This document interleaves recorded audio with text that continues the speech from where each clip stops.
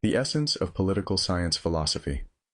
Political science philosophy embarks on a profound exploration of humanity's quest to define ideal governance, probing the intricate mechanisms through which societies organize power, establish justice, and harmonize the delicate interplay between individual freedoms and collective needs. It invites us to reflect on the foundational principles that guide our political institutions and societal arrangements, illuminating the ethical and moral dimensions of power. This intellectual journey spans millennia of human thought, beginning with the philosophical inquiries of ancient civilizations that sought to understand the nature of the state, the responsibilities of rulers, and the place of citizens within the polity. In ancient Greece, philosophers like Plato and Aristotle laid the groundwork for political theory by contemplating the virtues of different political systems and the role of the individual in achieving a just society. Plato's allegory of the cave metaphorically illustrated the importance of enlightenment in governance, suggesting that only those who had grasped the deeper truths of existence were fit to rule. Aristotle, with his empirical approach, classified governments based on how they served the common good versus the interests of the few, thus emphasizing the importance of civic engagement and virtue. Moving through the ages, political philosophy evolved against the backdrop of historical transformations, absorbing new ideas and addressing emerging societal needs. In the Enlightenment, thinkers like Hobbes, Locke, and Rousseau grappled with the concepts of the social contract and natural rights. Hobbes, in his work Leviathan, painted a stark picture of human nature and the necessity of a strong sovereign to prevent chaos. In contrast, Locke envisioned governance as fundamentally rooted in the consent of the governed, positing that the legitimacy of authority arises from the protection of individual rights, particularly life, liberty, and property. Rousseau, on the other hand, introduced the concept of the general will, advocating for a collective approach to democracy that sought to reconcile individual freedoms with communal responsibilities. As we transitioned into modern times, the complexities of industrialization and globalization brought forth new political paradigms and challenges, prompting philosophers like Marx, Mill, and Arendt to reflect on power dynamics, equity, and the role of ideology. Marx's critique of capitalism exposed the class struggles inherent in the system, urging a radical reevaluation of ownership and labor relations. John Stuart Mill championed individual liberty against the tyranny of the majority, advocating for a utilitarian approach to ethics that emphasized the greatest happiness for the greatest number. Hannah Arendt, in her poignant reflections on totalitarianism and the nature of power, reminded us that politics is fundamentally about human relationships and the capacity for action in the public realm. Today, political science philosophy faces a multitude of contemporary challenges, from the implications of technological advancement and climate change to the rise of populism and the questioning of democratic norms. The discourse has expanded to include voices from diverse backgrounds, encompassing feminist, post-colonial, and critical race theories that interrogate the often exclusionary practices of traditional political thought. These perspectives urge us to reconsider the very foundations of our political systems and the ways in which they may perpetuate inequality and injustice. Throughout this lecture, we will delve into these rich intellectual traditions and critically engage with the theories and ideas that continue to shape our understanding of governance. As we navigate the complexities of political science philosophy, let us remain open to the lessons of history while simultaneously addressing the pressing issues of our contemporary world. The quest for ideal governance is not merely an academic pursuit, it is a vital component of our collective endeavor to create a society that is just, equitable, and reflective of the shared aspirations of all its members. Origins of political philosophy. The origins of political philosophy can be traced back to the vibrant intellectual milieu of ancient Greece, a period marked by significant cultural ferment and innovation. It was during this epoch that the fundamental questions surrounding governance, justice, and the nature of the political community began to take shape, largely through the inquiries of three towering figures: Socrates, Plato, and Aristotle. Socrates emerged as a transformative figure by questioning the very foundations of authority and conventional wisdom. Utilizing the dialectical method, a form of cooperative argumentative dialogue, he engaged in discussions that unraveled accepted norms, encouraging his interlocutors to examine their beliefs critically. Through the Socratic method of questioning, he sought to illuminate the complexities of moral and ethical decision-making, emphasizing the importance of self-awareness and virtuous living. Socrates argued that an unexamined life is not worth living, advocating for a deeper introspection into the values and principles that underpin human behavior and governance. His relentless pursuit of truth and moral integrity laid the groundwork for future philosophical inquiry, establishing a precedent for the critical examination of political authority and societal conventions. Building on this intellectual foundation, Plato sought to establish a more systematic political theory, most notably articulated in his seminal work, The Republic.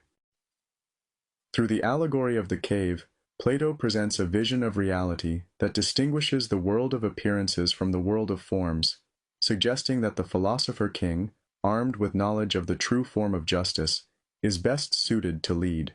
In The Republic, he presents his conception of an ideal state governed by reason and wisdom, where the rulers are philosophers trained in the pursuit of the good. His ideas around the tripartite nature of the soul and the corresponding structure of society underscore the belief that a well-ordered state reflects a moral order, thereby reinvigorating the discussion of justice as a central tenet of political life. Aristotle, a student of Plato, adopted a more empirical approach to politics, emphasizing the importance of observation and comparative analysis. In his seminal work, Politics, Aristotle investigates various forms of governance, categorizing them based on their efficacy and the extent to which they serve the common good. He examines the characteristics of different city-states, advocating for a balanced polity that cultivates virtue among its citizens.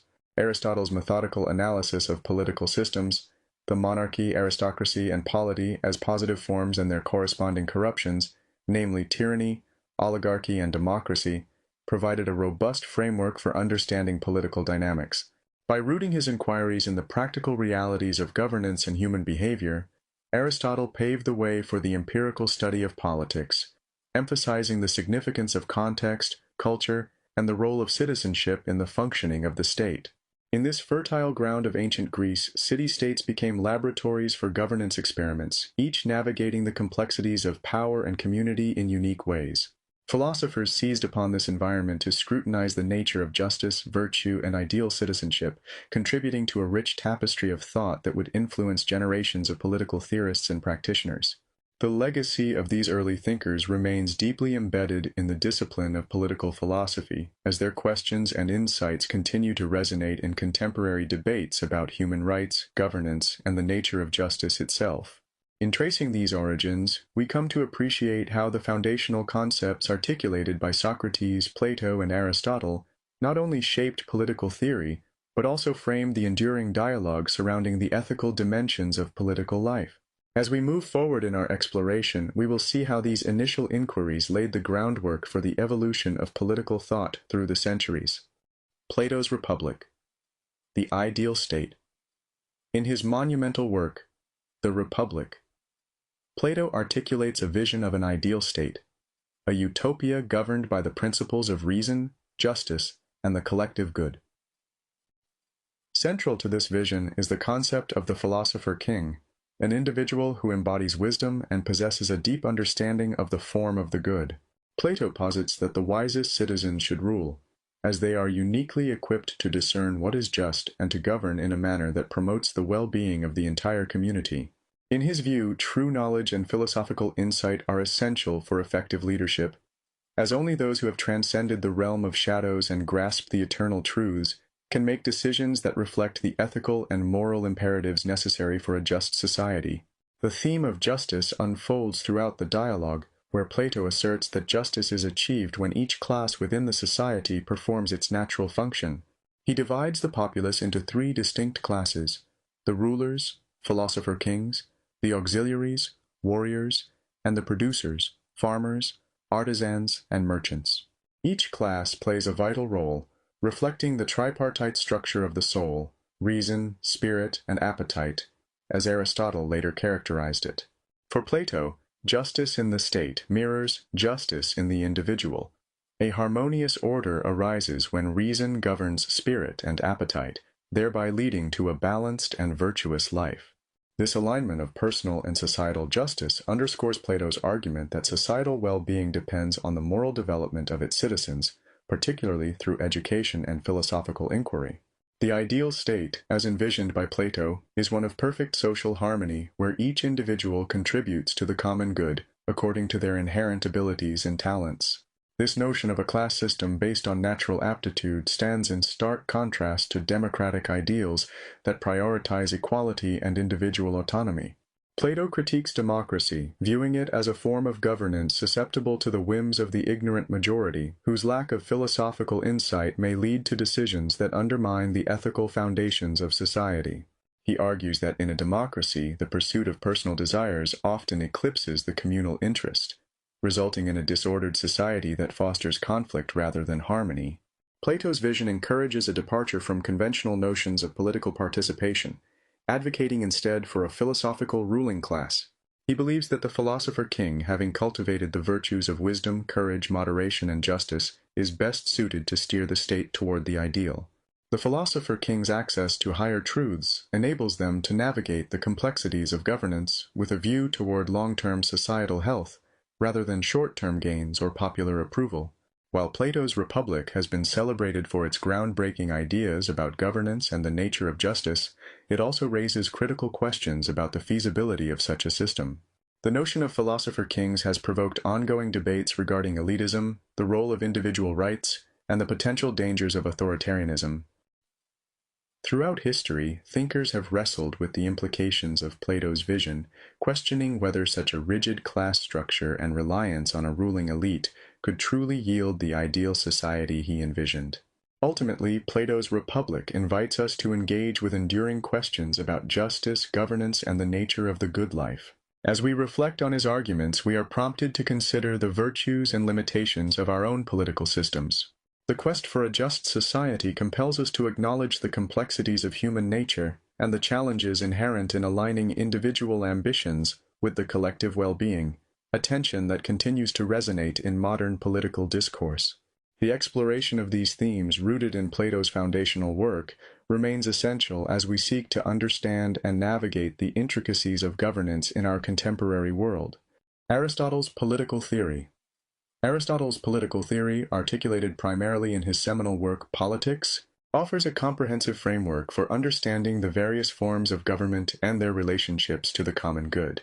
Unlike his mentor Plato, who sought an idealized form of governance, Aristotle grounded his analysis in empirical observation and the practical realities of existing political systems. His method of classification categorizes governments based on who exercises power and for whom that power is exercised, which forms the foundation of his normative evaluation of governance. Aristotle identifies three primary forms of rule, each characterized by the number of rulers and their intentions, whether they govern for the sake of the common good or for their own benefit. The first monarchy represents the rule by one, ideally governing in the interests of the whole community. Aristotle envisions a benevolent monarch who possesses the wisdom and virtue necessary to lead effectively and justly. However, he acknowledges that monarchy can devolve into tyranny, where the ruler acts out of self-interest rather than for the populace, demonstrating the volatility inherent in concentrated power. The second form, aristocracy, involves the rule by a few, specifically those deemed to possess the relevant virtues and wisdom needed to govern fairly. Like monarchy, aristocracy resides ideally within the realm of the common good. It is marked by leadership characterized by excellence, with the governing elite acting in the interests of the broader society. However, Aristotle warns that aristocracy can also decline into oligarchy, where the ruling few prioritize their own interests at the expense of the greater populace, creating a disparity in wealth and power. The third political form Aristotle identifies is polity, which embodies the rule by many. This form, essentially a more equitable and inclusive government, combines elements of democracy and oligarchy. Aristotle asserts that polity is the most stable and desirable form of governance, as it allows for broader participation and thus more equitable representation of diverse interests. In his view, a political community thrives when the balance of power is distributed among a wider population, allowing for active engagement in civic life and preserving the common good. A polity can guard against the pitfalls of tyranny and oligarchy by ensuring that no single group dominates power. Central to Aristotle's conception of a just and effective government is the idea of constitutional balance. He advocates for a mixed government that incorporates aspects of monarchy, aristocracy, and democracy, blending them to harness their strengths while mitigating their weaknesses. This mixed constitution creates a system of checks and balances that fosters stability, preventing any single faction from overreaching its power. In this way, Aristotle seeks to achieve a harmonious and functional political order that serves the interests of all citizens rather than the few. Furthermore, Aristotle emphasizes the vital role of citizenship in his political theory, framing citizenship not merely as a legal status, but as an active engagement in civic participation. For Aristotle, a citizen is someone who partakes in the administration of justice and the making of laws, an individual who contributes to the political community's deliberations and outcomes. This active participation in public life is crucial to the health of the polity, as it cultivates civic virtue and fosters a sense of community. He warns that apathy or disengagement leads to the deterioration of governance, underscoring the idea that a flourishing state necessitates an informed and involved citizenry. In summary, Aristotle's political theory provides a nuanced analysis of governance that emphasizes the common good and the importance of active participation in civic life. His classification of governments encourages us to critically examine the structures of power that shape our societies, illuminating the delicate balance required to maintain justice and equity. Through his work, Aristotle establishes a lasting legacy in political thought, inviting ongoing reflection on the ideals of citizenship, governance, and the role of individuals in shaping their communities. As we engage with his insights, we are prompted to consider the contemporary implications of his theories in our own political landscapes, recognizing the relevance of his emphasis on mixed government and civic involvement in striving for a just society. Machiavelli, Power and Pragmatism. Niccolò Machiavelli, a towering figure of Renaissance political thought, fundamentally revolutionized the study of politics with his pragmatic approach. In his landmark work, The Prince, he presents a stark departure from the idealistic views of politics that had previously dominated philosophical discourse. Rather than envisioning politics as an extension of moral philosophy, Machiavelli describes it as a realm characterized by realism and practicality, emphasizing how politics is practiced in the complex tapestry of human affairs. This shift towards political realism encourages a hard-eyed evaluation of power dynamics, focusing on the maintenance and consolidation of authority rather than the pursuit of ethical ideals. At the heart of Machiavelli's political theory lies the concept of virtù and fortuna. Virtù refers to the personal qualities, skills, and capabilities of the leader, attributes that empower them to navigate the challenges of governance and secure their position. This can encompass intelligence, strength, cunning, and the ability to inspire loyalty. In contrast, fortuna represents the unpredictable external forces and circumstances that can impact political success, factors beyond an individual's control, such as public opinion, alliances, and sheer chance. For Machiavelli, effective leadership requires a delicate balance between these two forces. Successful rulers must harness their own virtù to shape their destiny, while also being flexible and adaptable to the whims of fortuna. Those leaders who can assess and respond to changing conditions with agility are the ones most likely to thrive in the competitive arena of statecraft. One of Machiavelli's most controversial assertions is encapsulated in the adage that the ends justify the means. This phrase distills his belief that the pursuit of political stability and state security may necessitate actions that appear immoral or unethical. In The Prince, Machiavelli argues that a ruler must sometimes resort to deception, manipulation, and even cruelty to maintain order and protect the state. He argues that the ultimate goal of any prince is to secure the stability and power of his state, even if this requires morally ambiguous tactics. Consequently, Machiavelli challenges conventional morality by placing the welfare of the state above personal ethics, suggesting that effective governance may require sacrifices in terms of moral integrity. Machiavelli's revolutionary approach fundamentally reshapes our understanding of political theory. By separating politics from ethics, he highlights the complexities of power dynamics and the often harsh realities of leadership. While earlier thinkers like Plato and Aristotle emphasized the role of virtue and moral ideals in governance, Machiavelli contends that effective rulers must be pragmatic and strategic, willing to adopt a variety of methods to achieve their objectives. His insights resonate within contemporary political discourse, where the tension between moral considerations and realpolitik continues to provoke debate. Furthermore, Machiavelli's emphasis on the role of individual agency alongside external circumstances challenges us to consider the interactive nature of leadership and governance. It propels us to recognize that the political landscape is neither fixed nor purely shaped by virtuous intentions, but rather a dynamic interplay of human action and unpredictable forces. In doing so, Machiavelli invites us to reflect on the qualities that define effective leadership in our own times and the ethical challenges that invariably accompany the exercise of power. Ultimately, Machiavelli's contributions remain as relevant today as they were in the 16th century. His pragmatic analysis of power and governance compels us to acknowledge the often uncomfortable truths of political life, urging us to grapple with the moral dilemmas inherent in leadership and the pursuit of stability.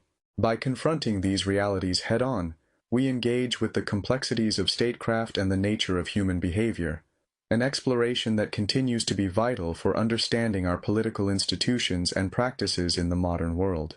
Social contract theory. Social contract theory represents a significant philosophical framework for understanding the origins and legitimacy of government, proposing that political authority stems from an implicit agreement between individuals within a society.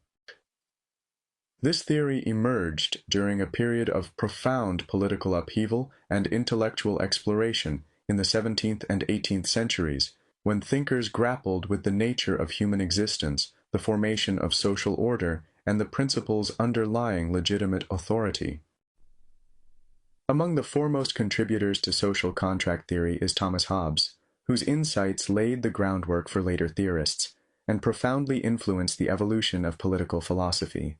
Hobbes's depiction of the state of nature is often characterized as nasty, brutish, and short.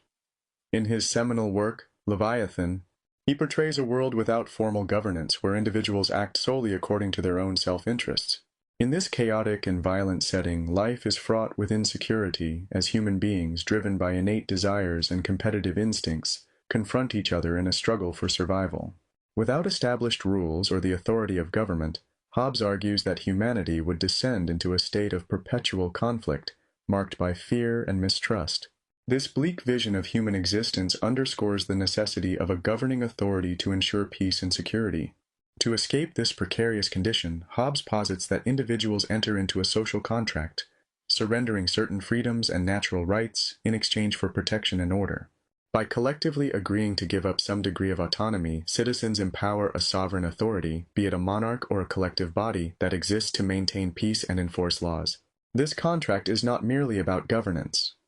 It represents a foundational commitment to the collective well-being of the community, where authority is justified through the consent of the governed. The legitimacy of the state, according to Hobbes, hinges on this consent. The sovereign's authority is derived from the collective agreement of the people, who acknowledge the necessity of a strong central power to maintain order and prevent the chaos of the state of nature. Once established, the government derives its power not from divine right or tradition, but rather from the will of the people who bestowed it. Thus, in Hobbes's social contract, a legitimate state emerges as a protector of citizens' rights and a provider of social stability, emphasizing the importance of security as a fundamental human need. Following Hobbes, other social contract theorists, such as John Locke and Jean-Jacques Rousseau, expanded and reinterpreted these ideas, shaping their philosophies in response to the conditions of their times. Locke, for instance, envisioned a more optimistic state of nature characterized by reason and mutual respect. He argued that individuals retain certain inalienable rights, such as life, liberty, and property, when entering into a social contract, thereby empowering governments to protect those rights, rather than simply impose order. Locke's vision of government as a guardian of individual rights laid the groundwork for liberal democratic thought and has had a lasting impact on modern political theory. Rousseau, on the other hand, presented a radical critique of inequality and the corruption of civilization, emphasizing the need for a social contract that reflects the general will of the people, thereby prioritizing collective interest over individual self-interest. His ideas called for a direct form of democracy that fosters true freedom through active participation in governance. In essence, social contract theory provides a foundational framework for examining the relationship between individuals and their governments. It elucidates how authority is legitimized through mutual consent, highlighting the fundamental bargain that exists between citizens and their rulers, protection and order in exchange for the relinquishment of certain freedoms. This exploration into the origins of government encourages ongoing dialogue about the nature of authority, individual rights, and the responsibilities of citizenship. As we navigate contemporary political contexts, the principles underlying social contract theory remain deeply relevant.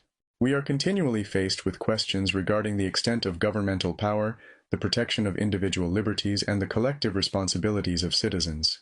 These enduring themes invite us to reflect on the agreements we enter into as members of society, shaping our understanding of legitimacy, accountability, and the ideal relationship between the individual and the state. John Locke, Liberalism and Natural Rights. John Locke stands as a pivotal figure in the tradition of political thought, particularly in his robust articulation of liberalism and natural rights.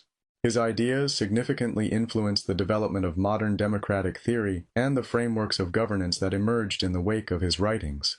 At the heart of Locke's philosophy is the notion that all humans inherently possess certain rights, specifically the rights to life, liberty, and property, which exist independently of government and are intrinsic to human nature. Locke's concept of natural rights posits that these rights are not granted by any government or authority. Rather, they are inherent to every individual by virtue of their humanity. This understanding of inherent rights represents a fundamental departure from earlier political philosophies, particularly those that espouse the divine right of kings or absolute monarchy. For Locke, the legitimacy of any governmental authority rests on its ability to protect these natural rights. This foundational principle leads to his assertion that the primary function of government is to safeguard the life, liberty, and property of its citizens, thus reinforcing the idea that authority is conditional and contingent upon fulfilling this critical role. In Locke's vision, the concept of limited government emerges, reflecting his belief that the government should operate within defined boundaries to protect individual rights rather than infringe upon them. The power of the state, in his framework, should be derived from the consent of the governed, ensuring that political authority is exercised only to the extent necessary for the protection of individuals' natural rights. This belief in consent as a fundamental principle of governance laid the groundwork for modern democratic systems, highlighting the importance of accountability and responsiveness in government. Locke also championed the separation of powers as a means to guard against the tyranny and abuse of authority. He argued that the concentration of power in a single entity poses a grave threat to individual freedoms and public welfare. By advocating for a division of government responsibilities among distinct branches, legislative, executive, and judicial, Locke's model aims to establish a system in which power is checked and balanced, thus preventing any one group or individual from monopolizing authority. This concept has significantly influenced the structure of many contemporary democratic governments, underscoring the vital importance of institutional accountability and the rule of law. Moreover, Locke asserted the right to revolution, which serves as a powerful endorsement of active citizenship and the duty of individuals to protect their rights. He argued that when a government fails to uphold its responsibility to safeguard natural rights or abuses its power, citizens are not merely entitled but obligated to challenge and overthrow such a government. This assertion of the right to revolution resonates deeply with the principles of democratic governance, highlighting the idea that legitimacy flows from the will of the people and that citizens must take an active role in preserving their freedoms. Locke's ideas on natural rights, consent, limited government, and the right to revolution profoundly influenced democratic revolutions around the world, including the American and French revolutions. His emphasis on individual rights and the belief in a government accountable to its citizens laid the philosophical groundwork for constitutional democracies. His writings inspired framers of democratic constitutions, emphasizing the need to enshrine individual freedoms and rights at the heart of governance. In summary, John Locke's contributions to political philosophy articulate a vision of liberalism grounded in the inherent rights of individuals and the necessity of a government limited in its powers. His principles continue to resonate in contemporary discussions about democracy, human rights, and the role of individuals in governance. By examining Locke's profound insights, we are encouraged to reflect on our own political systems and the extent to which they uphold the rights and freedoms that are essential to human dignity. His legacy remains a cornerstone of political thought and action, reminding us of the enduring significance of the principles of consent, accountability, and the active participation of citizens in shaping their political realities. Karl Marx, Critical Political Philosophy. Karl Marx stands as one of the most influential figures in the development of political philosophy, offering a profound critique of capitalist societies through his materialist analysis of history. Marx's insights delve deeply into the interplay between economic structures and social relations, positing that the material conditions of society fundamentally shape all aspects of human existence, including politics, culture, and ideology.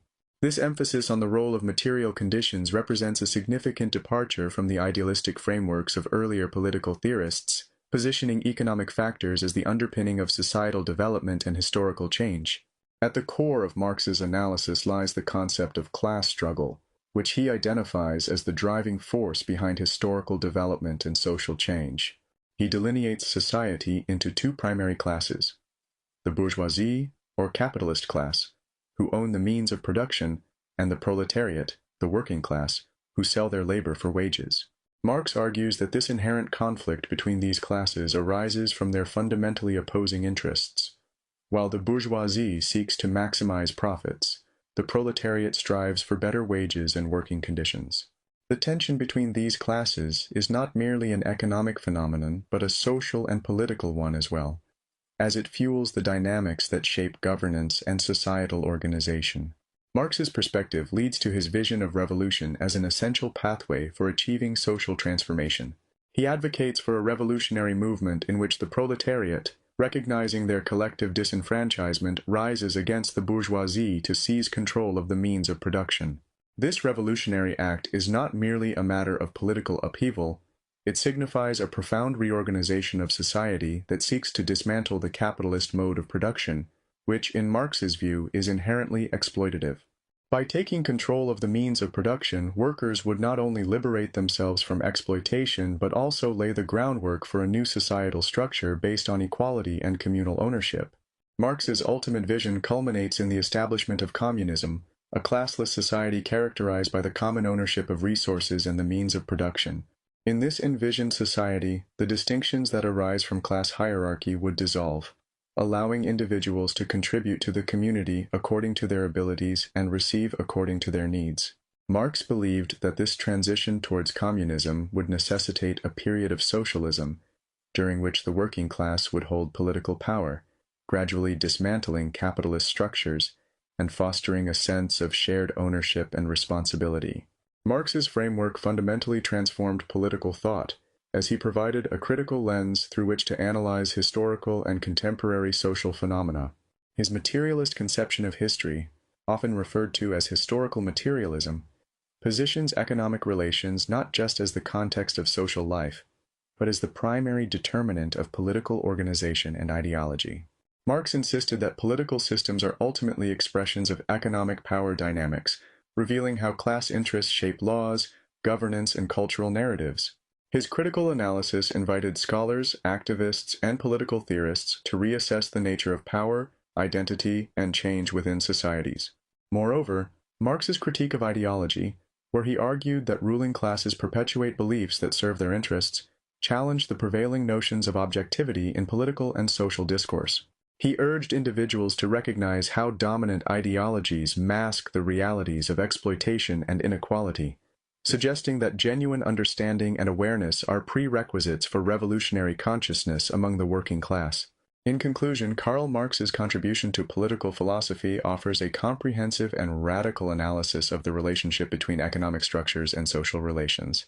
His focus on material conditions, class struggle, and the potential for revolutionary change encourages a re-evaluation of power dynamics and collective action.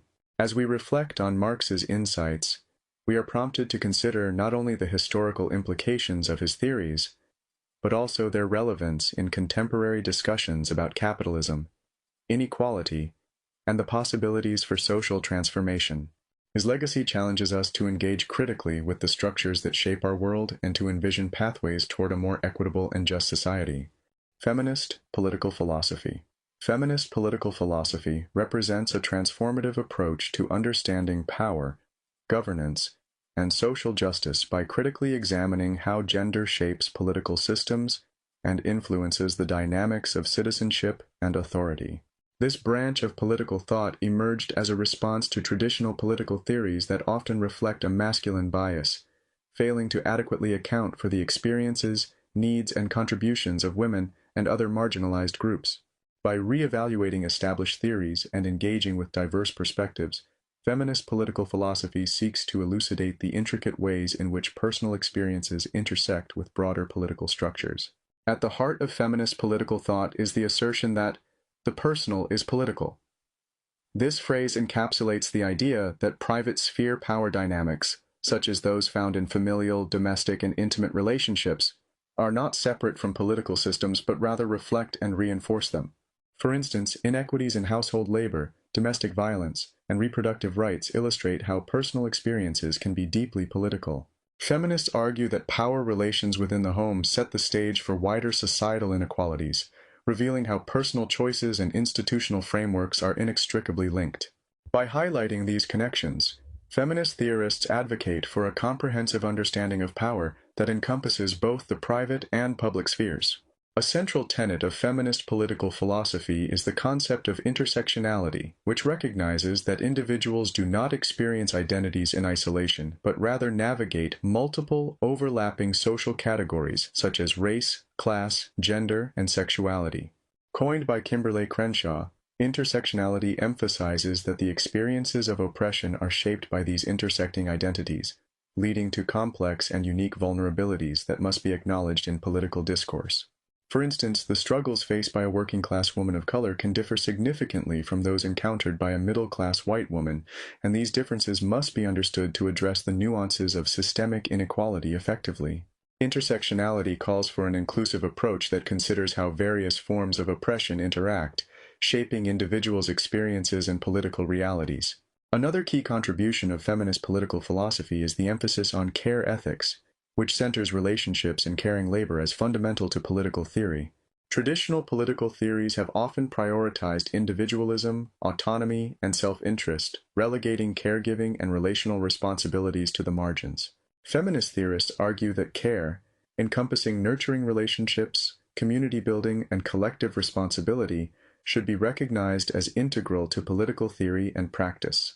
By valuing care ethics, feminist philosophy challenges the notion of the self-sufficient individual found in classical liberalism, promoting a vision of politics that acknowledges interdependence and the essential role of care work in sustaining social cohesion and well-being. Feminist political philosophy also advocates for the inclusion of diverse voices and marginalized perspectives within political discourse. This inclusive approach challenges the dominant narratives that have traditionally shaped political theory and practice, urging for a more representative and equitable dialogue about power, governance, and justice. By centering the experiences of those often excluded from mainstream conversations, such as women, LGBTQ+ individuals, people of color, and the economically disadvantaged, feminist theorists advocate for policy frameworks and political structures that prioritize equity and justice. In confronting the masculine bias entrenched in traditional political theories, feminist political philosophy expands our understanding of citizenship and power structures. It urges us to reconsider the ways in which gender shapes political engagement and influences the implementation of laws, policies, and social practices. Through this lens, we come to recognize that political systems are not neutral, but instead reflect the values and priorities of those in power, often perpetuating inequalities. In summary, feminist political philosophy provides a vital framework for exploring the intersections of gender, power, and social justice. By examining the connections between the personal and political, advocating for intersectionality, promoting care ethics, and valuing diverse perspectives, feminist theorists challenge the status quo and encourage a more inclusive and equitable political landscape. In doing so, they not only enrich our understanding of political theory, but also inspire meaningful activism and systemic change, urging us all to engage with the complexities of power and the shared responsibilities we hold within our communities. Post-colonial political thought.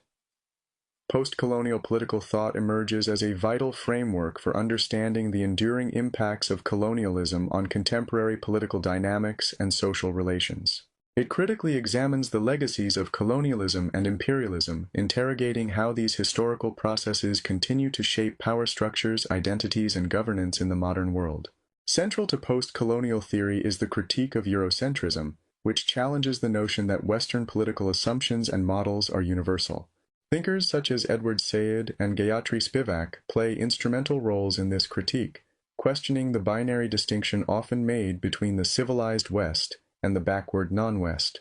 They argue that such portrayals not only diminish the complexity of non-Western societies, but also reinforce a paternalistic view that positions Western intervention as necessary or beneficial. Said's influential work, especially in Orientalism, exposes the ways in which the West has constructed an image of the East that is often steeped in stereotypes and simplifications. This construction serves to justify colonial domination by depicting Eastern societies as needing Western guidance. Spivak, particularly in her essay Can the Subaltern Speak, explores the limitations of Western discourse in representing marginalized voices, emphasizing the need for non-Western individuals to reclaim their narratives and challenge the dominant epistemological frameworks imposed upon them. Together, these thinkers advocate for a re-examination of knowledge production and the representation of non-Western peoples in political theory, calling for a more nuanced understanding that recognizes indigenous traditions and local governance models. Decolonization, a central theme in post-colonial thought, transcends mere political independence from colonial rule. It encompasses the pursuit of intellectual sovereignty and the reclamation of indigenous knowledge systems and governance traditions. Thinkers like Frantz Fanon and Ngugi wa Thiong'o illuminate this process. Fanon, in works such as The Wretched of the Earth, emphasizes the psychological and cultural dimensions of colonization and the necessity of a radical transformation of identity for formerly colonized peoples. He argues that true liberation requires not only the overthrow of colonial powers, but also a fundamental restructuring of societal values and norms that have been shaped by colonial experiences. Ngugi wa Thiong'o, on the other hand, advocates for the revitalization of African languages and cultural expressions as a form of resistance against colonial languages and ideologies. His works emphasize the importance of reclaiming African narratives and knowledge systems to foster authentic political identities and enable communities to define their futures on their own terms. Through their writings, both thinkers highlight the ongoing struggle for cultural and intellectual dignity as integral to the broader project of decolonization. In the context of global justice, post-colonial thought critically addresses the lasting economic exploitation and power imbalances that persist in the aftermath of colonialism. Scholars such as Amartya Sen and Akile Mbembe explore how historical injustices continue to shape contemporary inequalities, urging a re-evaluation of international political structures to promote equity and accountability. Sen's capabilities approach underscores the importance of allowing individuals, not just states, to flourish by addressing systemic barriers to development and ensuring that resources are distributed equitably. Mbembe, in his examination of post-colonial Africa, underscores the complexities of identity, power, and memory that shape the lives of those living in formerly colonized nations, all while advocating for a reimagined global framework where justice is pursued as an ongoing process rather than a defined endpoint. Post-colonial theory thus serves as a critical lens through which to examine the ways colonial legacies shape contemporary politics. It not only seeks to recover and value indigenous traditions and governance systems, but also strives to challenge and dismantle Western political dominance and its epistemological foundations. By foregrounding the voices and experiences of marginalized communities and illuminating the intricate connections between history, power, and identity, post-colonial political thought offers profound insights into the dynamics of global politics and social justice. In sum, post-colonial political thought invites us to engage with the complexities of historical legacies and their ongoing influence on contemporary societies. It challenges us to reconsider dominant narratives, embrace diverse perspectives, and work toward creating more equitable political structures that honor the richness of cultural diversity and the myriad ways of knowing and being in the world. Through this lens, we are better equipped to address the injustices of the past and construct more inclusive futures in the realm of global politics. Contemporary political ideologies. In the landscape of contemporary political thought, ideologies continue to evolve in response to the dynamic challenges presented by globalization, technological advancements, and shifting societal values. These changes not only reshape existing ideologies but also give rise to hybrid perspectives that blend elements from various political traditions. This ongoing evolution reflects the complexities of the modern world, where traditional categories of political thought can no longer neatly contain the diverse opinions and beliefs that orient people's thoughts and actions regarding governance and society.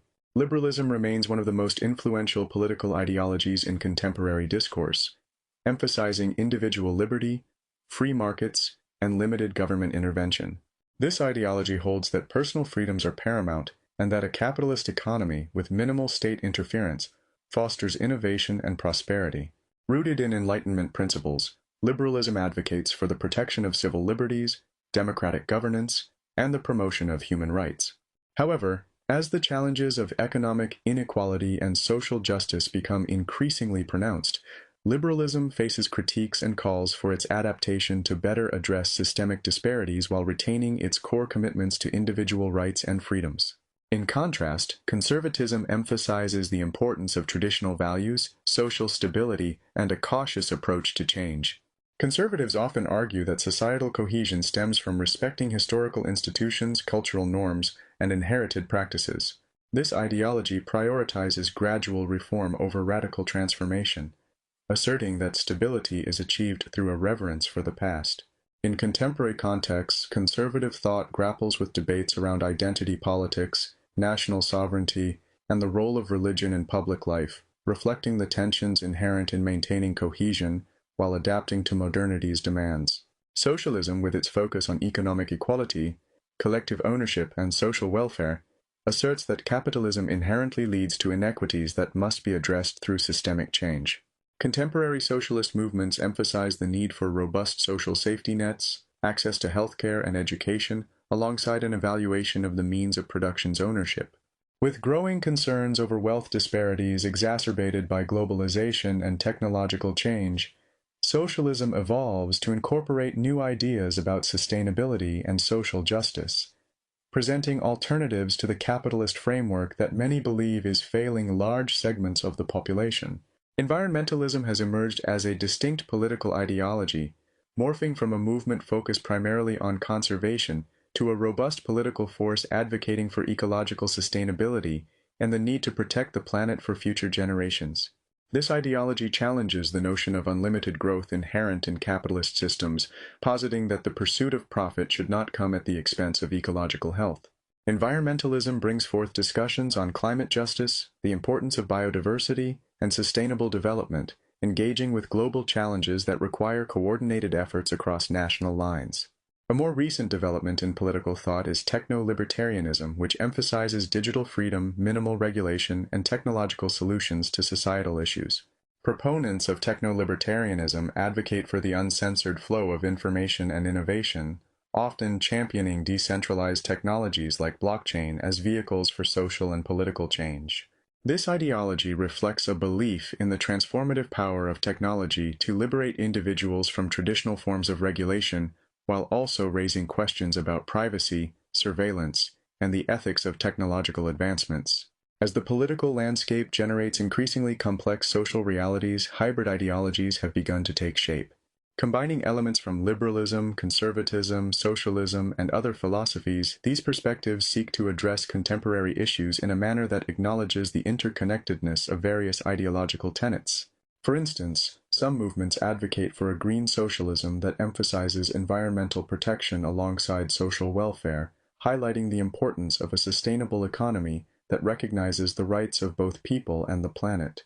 In summary, contemporary political ideologies are in constant flux, adapting to an ever-changing world shaped by globalization, technological advancement, and emerging social values.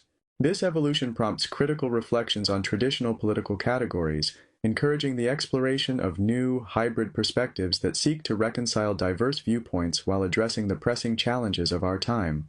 Ideological debates become not only about defending established beliefs, but also about engaging in collaborative efforts to navigate complexity, foster social justice, and forge pathways toward a more equitable and sustainable future. Through these dialogues, society can articulate and achieve ideals that resonate with the multifaceted realities of modern life. Democracy in the modern world. Democracy in the modern world occupies a landscape characterized by both significant advancements and profound challenges. As a system of governance which emphasizes the role of the people in shaping their own political destinies, democracy has taken many forms. One such form is that of electoral democracies, which are recognized for establishing basic democratic institutions such as free and fair elections, the rule of law, and protections for civil liberties. Today, many countries around the globe claim some level of democratic governance, allowing vast populations to engage with political processes. However, these systems are often fraught with complexities and inconsistencies that can undermine their effectiveness and legitimacy. Despite the widespread adoption of democratic frameworks, recent years have seen a troubling trend: democratic decline.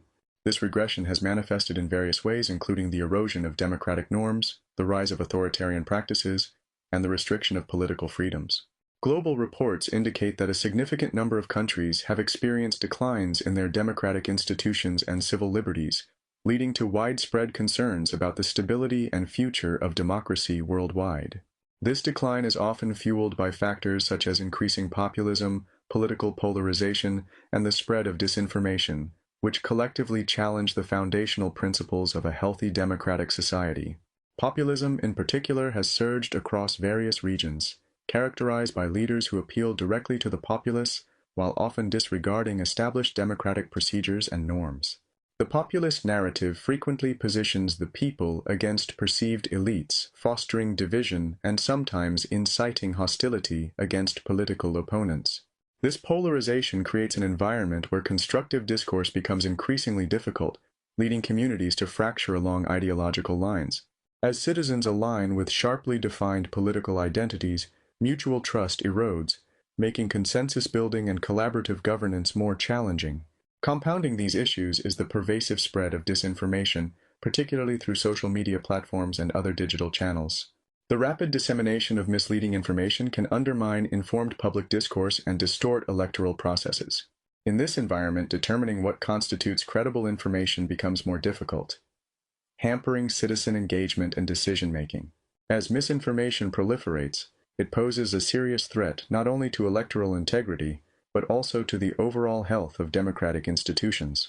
Amid these challenges, however, the advent of digital technology has provided unique opportunities for civic engagement. Since around 2010, there has been a notable increase in online participation platforms, which facilitate various forms of engagement, from grassroots organizing to real-time discussions of political issues. Social media platforms, blogs, and dedicated civic engagement apps enable individuals to mobilize movements, raise awareness, and coordinate collective action more efficiently than ever before. Moreover, online resources allow citizens to access information, educate themselves on issues, and connect with others, potentially bridging gaps that traditional political structures have failed to address. The rise of digital participation signifies a shift in the way democracy is practiced and understood. It offers mechanisms for marginalized voices to be heard, fosters participatory governance, and enhances accountability by placing more information in the public realm. However, this digital landscape also invites new challenges, such as the risk of algorithmic biases, echo chambers, and further polarization, highlighting the need for robust digital literacy and critical engagement among citizens. Globally, the number of people living under various forms of democratic systems has expanded, but the substance and quality of democracy can vary widely. Some nations may hold elections, yet experience significant limitations on political freedoms or civil rights, leading to debates about the effectiveness of their democratic claims. Consequently, understanding democracy requires not just recognizing the existence of institutions, but evaluating the extent to which they promote genuine participation, inclusivity, and accountability. In conclusion, democracy in the modern world stands at a crossroads, facing unparalleled challenges from populism, polarization, and disinformation, while simultaneously harnessing the potential for increased digital participation. As democratic actors seek to navigate this complex landscape, it is crucial to reaffirm the commitments to civil liberties, dialogue, and informed engagement that underpin a healthy democratic system. Embracing the opportunities presented by digital technologies while addressing their concomitant risks may pave the way for revitalized and resilient democratic practices, ultimately helping to ensure that democracy serves as a meaningful and effective framework for governance in the 21st century. Political ethics and moral philosophy. Political ethics serves as a crucial intersection between moral philosophy and the practical questions of governance. It explores how ethical principles inform political decisions and the moral responsibilities of individuals and institutions within society. Rooted in various philosophical traditions, political ethics evaluates the tensions inherent in political life, particularly the conflicts between means and ends and between individual rights and collective welfare. As political actors navigate complex social landscapes, the application of ethical theories becomes essential in shaping policies and guiding the conduct of leaders and citizens alike. One of the primary frameworks within political ethics is consequentialism, which evaluates actions based on their outcomes. This ethical approach posits that the morality of an action is determined by its results, advocating for the principle of the greatest good for the greatest number. Utilitarianism, a well-known form of consequentialism developed by philosophers such as Jeremy Bentham and John Stuart Mill, provides a practical lens for assessing policy decisions.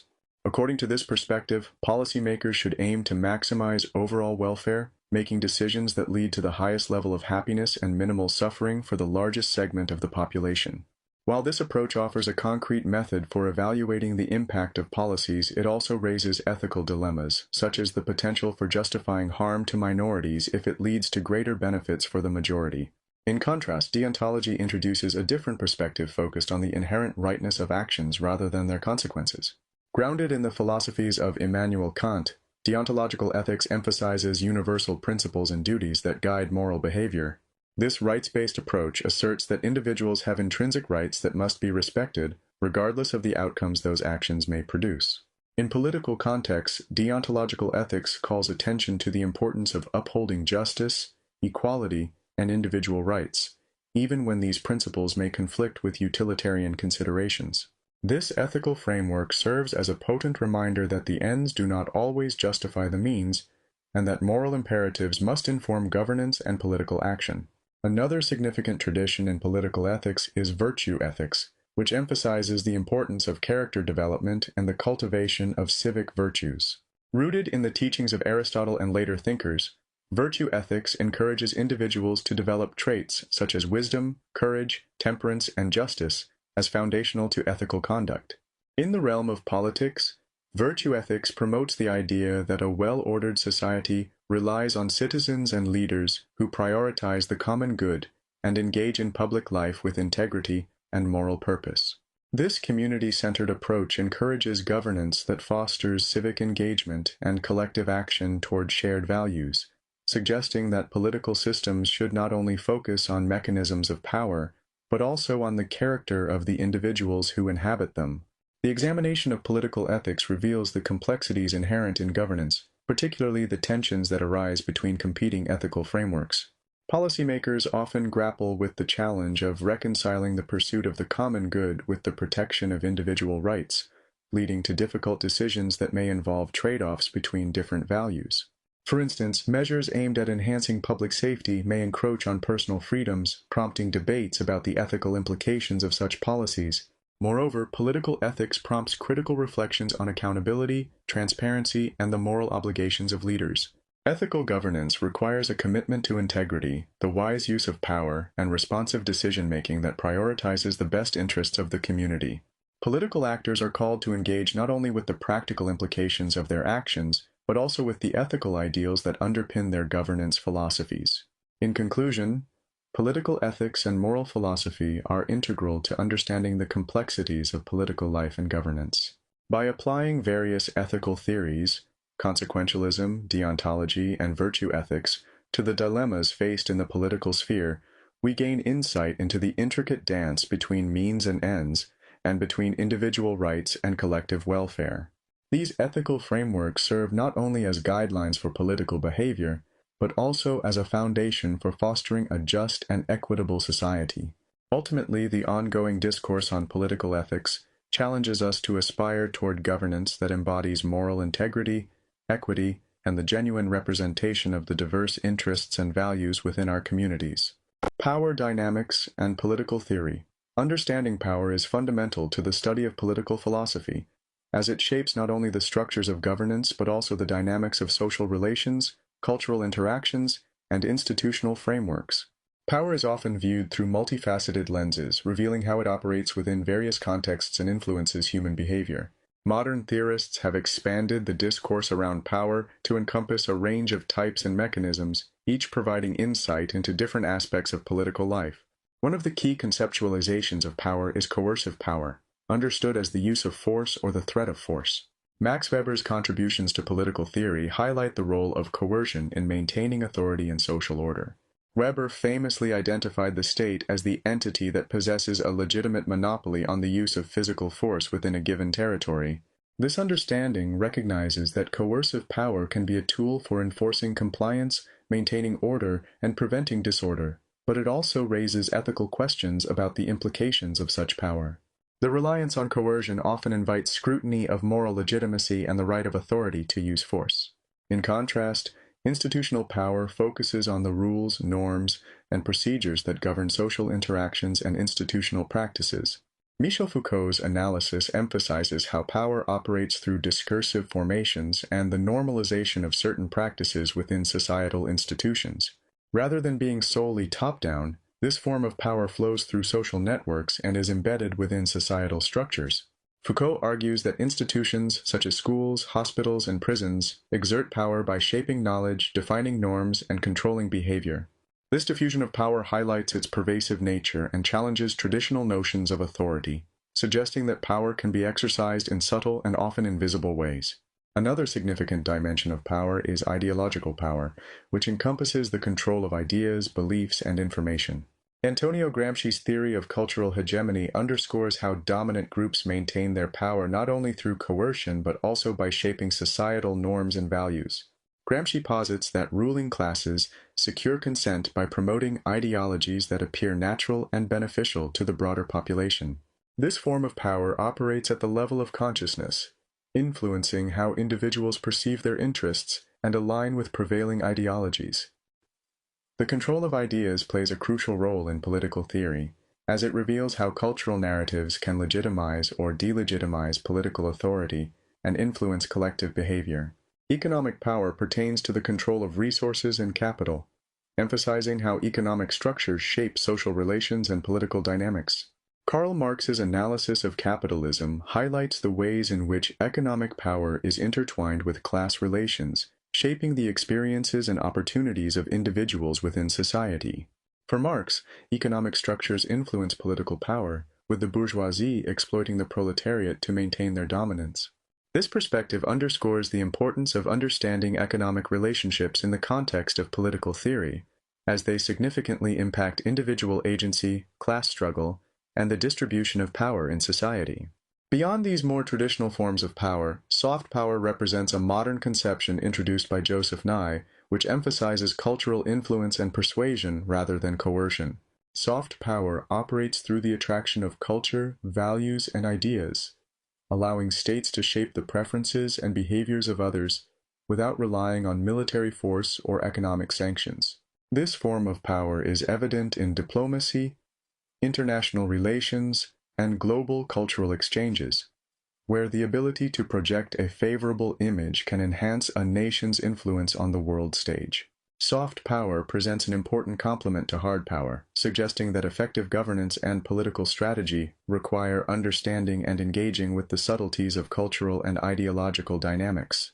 In summary, the exploration of power dynamics within political theory reveals the complexity of how power operates in society.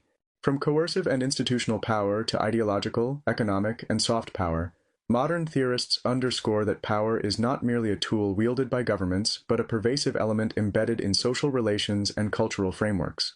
Recognizing the multifaceted nature of power allows for a deeper understanding of the ethical implications of authority, governance, and social change.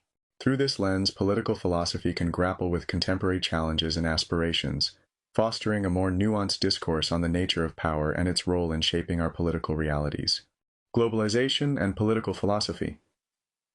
Globalization has significantly reshaped the landscape of political philosophy, introducing complex dynamics that challenge traditional notions of state sovereignty, authority, and citizenship. As national borders become increasingly porous to capital, ideas, and challenges, the impact of globalization on political thought necessitates a re-evaluation of how we understand governance, justice, and our ethical obligations to one another across borders. One of the most profound shifts resulting from globalization is the transformation of state sovereignty. Historically, the nation-state has been viewed as the principal actor in international relations, endowed with absolute authority within its defined territory. However, the rise of global interconnectedness has altered this paradigm, as transnational forces, including multinational corporations, international organizations, and non-state actors, have emerged as influential participants shaping policies and decision-making processes. This blurring of boundaries raises critical questions about the efficacy of traditional state authority and its ability to address global issues that transcend national interests. Challenges like climate change, international terrorism, and migration demand coordinated responses that often exceed the capacity of individual national governments, prompting a rethinking of the role and influence of the state in addressing these multifaceted issues. In response to the complexities of globalization, global governance networks have emerged, characterized by a complex web of international organizations, treaties, and collaborative efforts among states and non-state actors. This multi-level governance system signifies a movement away from centralized authority towards a more decentralized approach to policymaking, where power is distributed among various actors operating at different levels: local, national, and global. Organizations such as the United Nations, the World Trade Organization, and numerous non-governmental organizations facilitate cooperation on pressing global challenges, fostering partnerships across borders. These networks reflect an evolving understanding of governance that prioritizes collaboration, shared responsibilities, and collective action over unilateral decision-making. Central to the discourse on globalization is the concept of cosmopolitan justice, which argues for the ethical obligations that extend beyond national boundaries. Thinkers such as Martha Nussbaum and Thomas Pogge advocate for a moral and ethical framework that recognizes the rights and well-being of individuals regardless of their nationality. The notion of global citizenship challenges traditional political loyalties by emphasizing the interconnectedness of human experiences and the shared responsibilities we hold towards one another as members of a global community. Cosmopolitan justice asserts that justice should not be confined to domestic considerations, but must encompass the global context in which individuals live, thereby championing human rights, equality, and respect for all people. The challenges presented by globalization, such as economic inequality, cultural homogenization, and environmental degradation, further complicate our understanding of justice and governance. Addressing these interconnected issues requires a broad rethinking of political philosophy that considers the implications of global interdependence.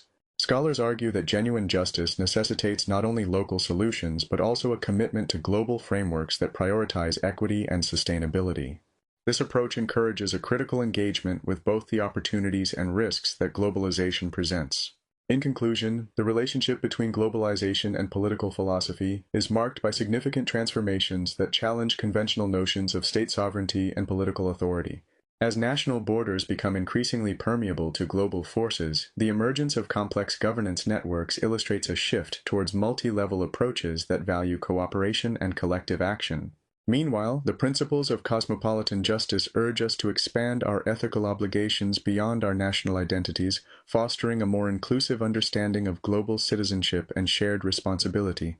As political philosophy continues to grapple with these developments, it highlights the need for adaptable frameworks that can address the pressing challenges of our interconnected world, encouraging us to rethink how we approach justice, governance, and our collective.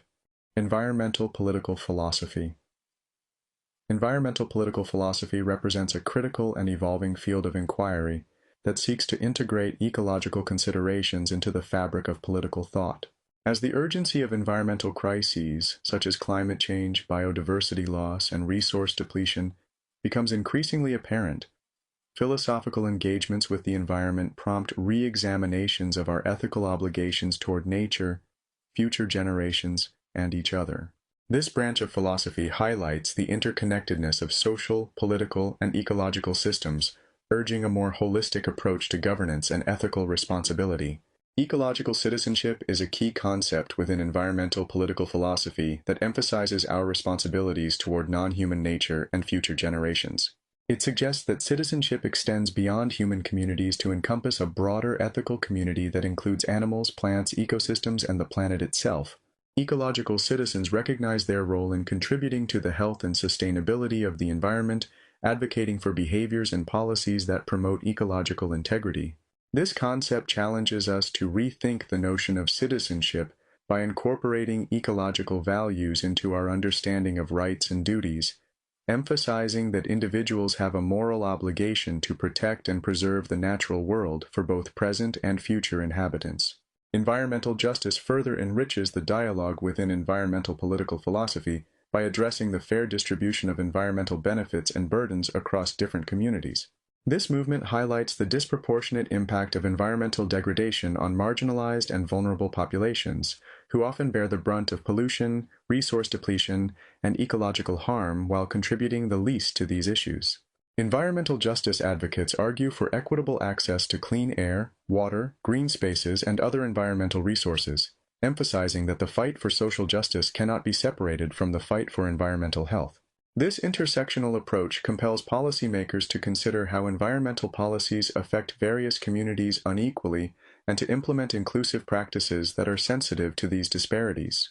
Commons governance reflects another vital aspect of environmental political philosophy, focused on the collective management of shared natural resources. The concept of the commons has gained renewed attention as societies grapple with the challenges of overexploitation and unsustainable practices associated with privatization and market-driven approaches. Scholars such as Eleanor Ostrom have illustrated how communities can successfully manage shared resources such as fisheries, forests, and water through cooperative governance frameworks that prioritize collective responsibility and sustainability. Commons governance challenges prevailing notions of private property and market dynamics, advocating for democratic participation and community engagement in decision-making processes regarding resource use. Sustainability politics emerges as a framework for reconciling economic, social, and ecological needs. The push for sustainability recognizes that addressing environmental issues requires a paradigm shift in how societies conceptualize growth and development.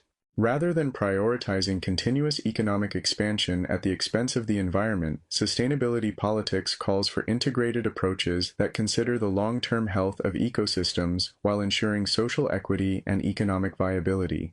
This perspective promotes practices such as green economic policies, sustainable agriculture, and renewable energy development, all aimed at fostering resilience and adaptability in the face of environmental challenges. Overall, environmental political philosophy broadens the scope of political inquiry by introducing non-human nature into the conversation and questioning anthropocentric governance practices that prioritize human interests to the detriment of the environment. It challenges traditional property concepts by advocating for stewardship and shared responsibility over resources, emphasizing the ethical implications of our relationships with the natural world. Furthermore, intergenerational justice becomes a central concern in these discussions as societies grapple with their responsibilities to future generations. The choices made today in terms of environmental policy, resource management, and economic structures will profoundly impact the well-being of those who come after us. Advocating for a just and sustainable future necessitates a commitment to forward-thinking policies that prioritize ecological integrity and human rights for generations yet unborn.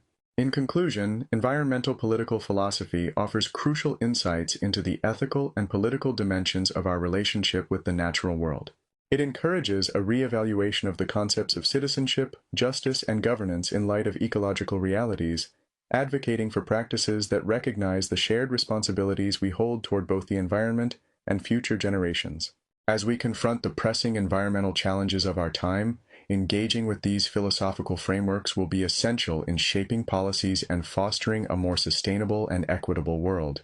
Technology and political systems. The integration of technology into political systems has ushered in a transformative era characterized by both enhanced citizen engagement and complex challenges regarding governance, privacy, and power dynamics.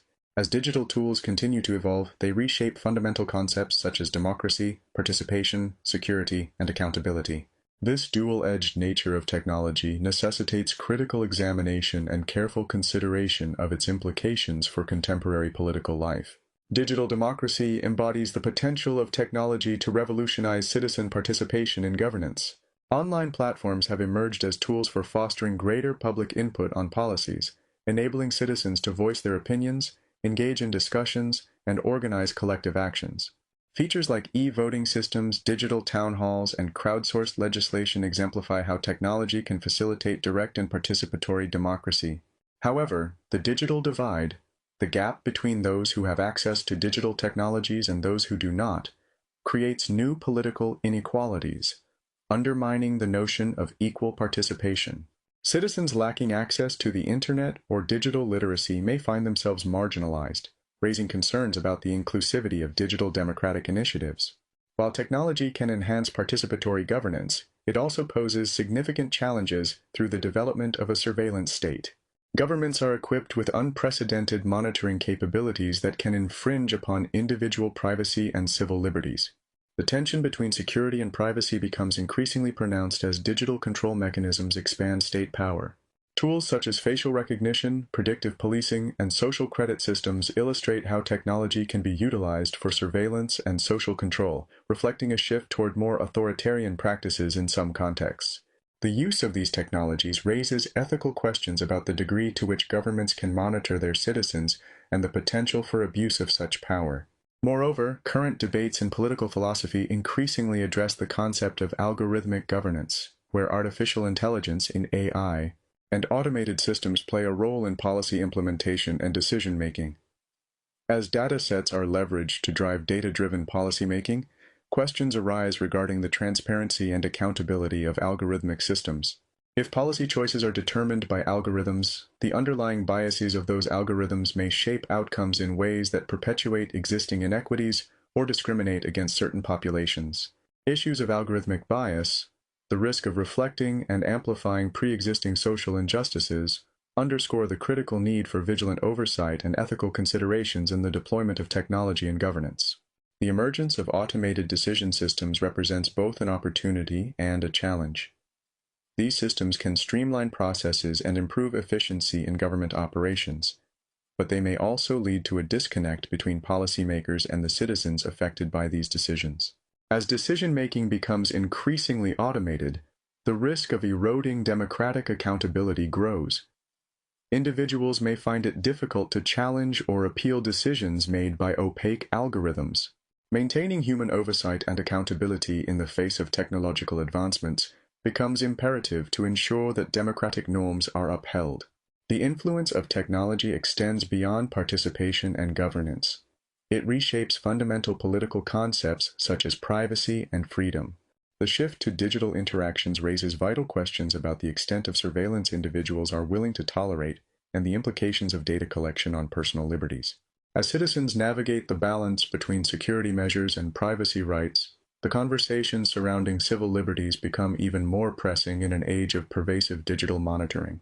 In summary, technology profoundly reshapes political systems and the very nature of democratic governance.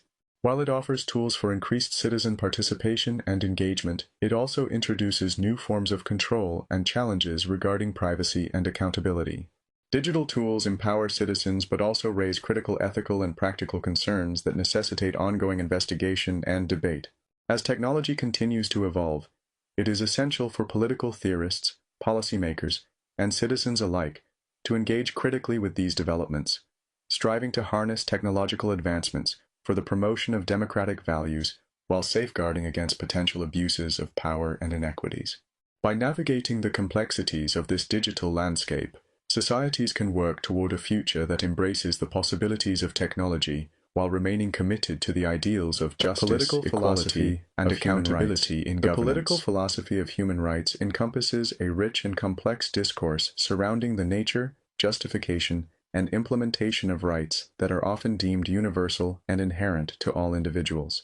This field of inquiry seeks to address foundational questions about what constitutes human rights, how they are derived, and the role of culture and governance in their realization. As a consequence of globalization and increasing intercultural interactions, the philosophy of human rights navigates tensions between universal claims and particularistic cultural traditions, while also grappling with the practical challenges of implementation. Natural rights theory is one of the foundational approaches to human rights, asserting that rights are inherent to human nature and derived from the very existence of individuals. This philosophical perspective posits that human rights are universal and inalienable, existing independently of legal recognition. Thinkers like John Locke articulated these ideas, framing natural rights as fundamental to individuals' existence and dignity. According to natural rights theory, these rights include life, liberty, and property, and are not granted by governments or societies. Rather, they exist as moral imperatives that must be respected and protected. This concept of inherent rights serves as a cornerstone for various human rights movements and international declarations, such as the Universal Declaration of Human Rights, UDHR. In contrast, legal positivism offers a different perspective on the nature of rights, emphasizing that rights exist primarily through formal legal frameworks. According to legal positivists, rights are bestowed and defined by laws, constitutions, and international agreements. This approach underscores the significance of state authority and legal institutions in establishing rights, suggesting that human rights should be grounded in recognized legal structures rather than abstract moral principles alone. International human rights law, which consists of treaties, conventions, and agreements, reflects this legalistic understanding of rights as articulated by legal scholars like H.L.A. Hart. The capabilities approach, notably advanced by philosophers such as Martha Nussbaum and Amartya Sen, introduces a nuanced framework that redefines human rights in terms of individuals' actual capabilities to exercise their freedoms and pursue a flourishing life. This perspective emphasizes that having rights is not sufficient without the real ability to act upon them. Thus, rights should guarantee access to essential human functioning such as education, health, and participation in social and political life. By focusing on capabilities, this approach calls attention to the conditions necessary for individuals to realize their rights and advocates for policies that empower people to live fulfilling lives, thus integrating human rights into broader developmental frameworks. A significant challenge to the philosophy of human rights arises from the perspective of cultural relativism. This viewpoint questions the universality of human rights by highlighting the diversity of cultural practices, beliefs, and social norms across different societies. Cultural relativists argue that the imposition of universal human rights standards may disregard and undermine diverse cultural traditions and ethical frameworks. This raises the important question of how to balance universal principles, such as freedom and equality, with respect for cultural diversity and local contexts. The dialogue between universalism and relativism emphasizes the need for inclusive discussions that recognize cultural particularities while striving for common ground in the pursuit of human dignity. As the discourse on human rights evolves, it increasingly addresses the complexities of sovereignty and international standards. The tension between state sovereignty and the enforcement of international human rights norms is a crucial area of concern. States often resist external pressures to conform to international human rights standards, citing their sovereignty and the right to self-determination. Navigating this tension calls for a delicate balance that respects state autonomy while promoting accountability for human rights violations. The challenge lies in creating mechanisms for the protection and promotion of human rights that are effective and just, respecting the integrity of national contexts while upholding universal standards. Despite the philosophical foundations and legal frameworks that seek to protect human rights, implementation challenges remain significant. Issues such as political will, systemic inequalities, lack of resources, and local resistance complicate efforts to realize these rights fully. Moreover, in many regions, socio-political conditions inhibit individuals from exercising their rights, raising critical questions about the effectiveness of existing frameworks in delivering justice and equity. In conclusion, the political philosophy of human rights encompasses diverse theoretical perspectives that grapple with the justification, scope, and practice of human rights in a complex and interconnected world. By examining natural rights, legal positivism, the capabilities approach, and the challenge of cultural relativism, we gain insights into the multifaceted nature of human rights.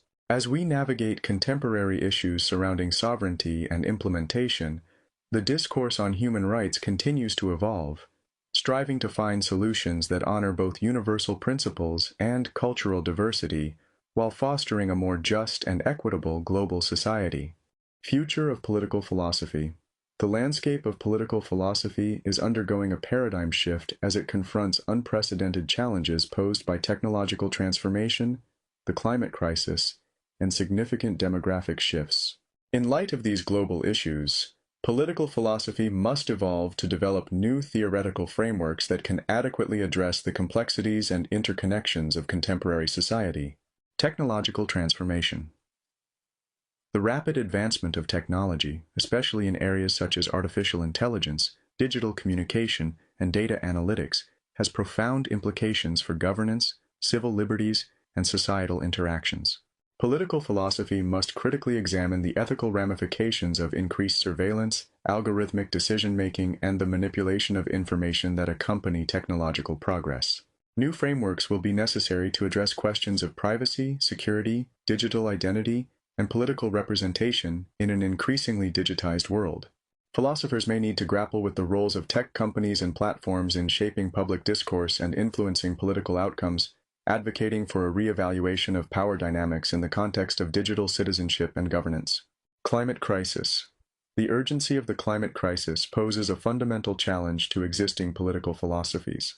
The implications of environmental degradation, ranging from resource scarcity and migration to public health crises, necessitate a re-evaluation of our ethical obligations to the planet and future generations. Political philosophy must incorporate ecological considerations into its frameworks, promoting sustainability and environmental justice as central tenets of governance. New theories may arise that address the common good in an interconnected ecological context and emphasize the need for collective action, global cooperation, and intergenerational equity. This evolution calls for a blend of environmentalism with social and political theories to develop holistic approaches to climate justice and the rights of non-human nature. Demographic shifts. Global demographic changes, including migration, aging populations, and increasing cultural diversity, require political philosophy to reflect on issues of identity, belonging, and inclusivity. The rise of diverse social movements advocating for the rights of marginalized communities, such as racial, ethnic, and LGBTQ+ groups, highlights the need for theories that prioritize justice, equity, and representation.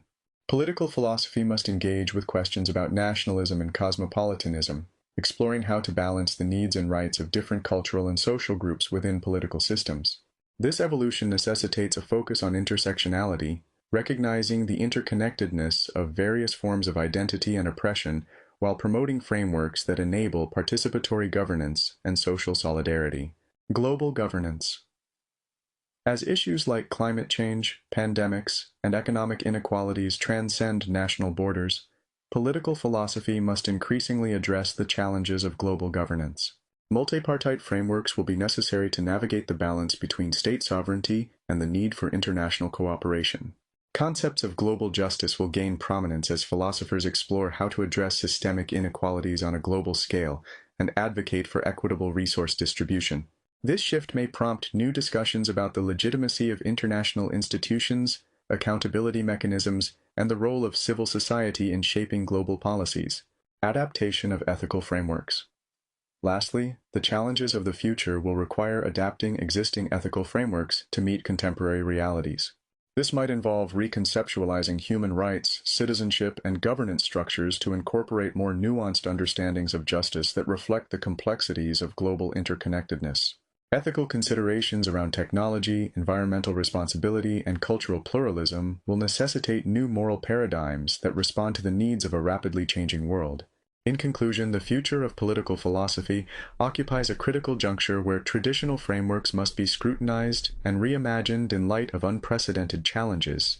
Engaging with technological transformation, the climate crisis, and demographic shifts necessitates innovative theoretical approaches that embrace complexity, inclusivity, and collective responsibility.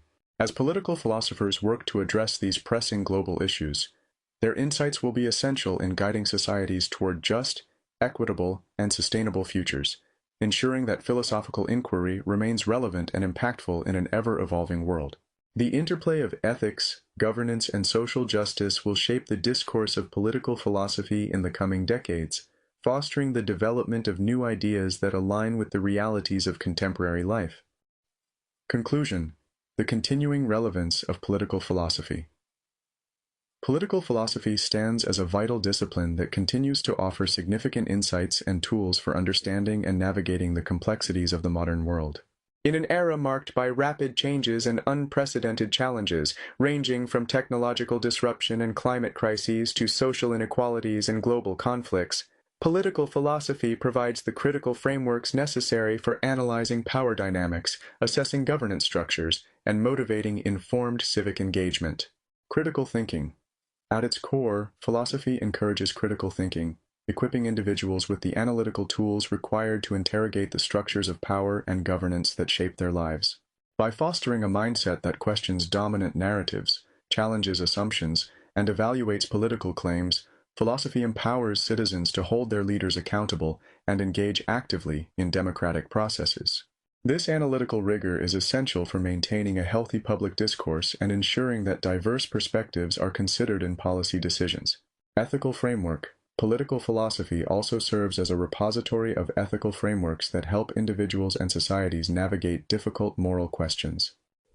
Through the exploration of principled approaches, whether derived from natural rights theory, consequentialism, or virtue ethics, philosophical traditions provide guidance in balancing competing values and addressing complex ethical dilemmas. As societies grapple with contentious issues such as wealth distribution, human rights, and environmental responsibility, philosophical inquiry offers the necessary ethical clarity to navigate these challenges and promote justice and equity. Reimagining possibilities. Furthermore, political philosophy inspires us to envision better systems and alternative futures. It challenges us to think critically about the status quo and to imagine more just, inclusive, and sustainable societies. By evaluating historical and contemporary models of governance, political philosophers encourage us to reimagine possibilities for social organization that prioritize human dignity, freedom, and ecological balance. This forward-thinking aspect of political philosophy is crucial for fostering innovation in public policy and for envisioning new forms of civic engagement that reflect the values of a diverse and interconnected world. Ultimately, political philosophy remains essential for navigating our complex political landscape. Its inquiries into justice, freedom, and good governance are timeless, continuing to resonate with the fundamental human quest for a more equitable and meaningful existence. By engaging with the questions raised by political philosophy, individuals and communities are empowered to participate more fully in the ongoing dialogue about the nature of power, authority, and the common good. As we confront the challenges of our contemporary era, the insights gleaned from political philosophy will prove invaluable in shaping our collective futures. The discipline not only informs our understanding of current events, but also provides pathways toward achieving enduring values of justice, freedom, and sustainability. In fostering thoughtful engagement with political ideas, philosophy plays a critical role in cultivating a more informed, empathetic, and active citizenry, capable of working together to build a better world for all.